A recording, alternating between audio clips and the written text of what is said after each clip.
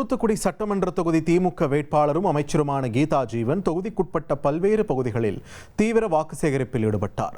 அதன்படி இனிகோ நகர், லயன்ஸ்டோன், தாமஸ் நகர், ஃபாத்திமா நகர் உள்ளிட்ட பல்வேறு பகுதிகளில் பொதுமக்களை சந்தித்து ஆதரவு கோரினார். வாக்கு சேகரிப்பிற்காக சென்ற இடங்களில் எல்லாம் அமைச்சர் கீதா ஜீவனுக்கு பொதுமக்கள் உற்சாக வரவேற்பு அளித்தனர்.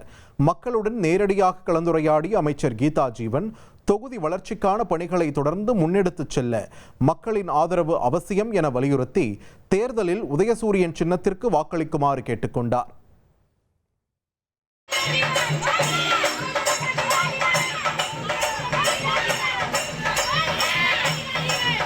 உதயசூரியன் சின்னத்தில் வாக்குகளை அவரை கேட்டு வருகிறது கொண்டிருக்கிறோம்.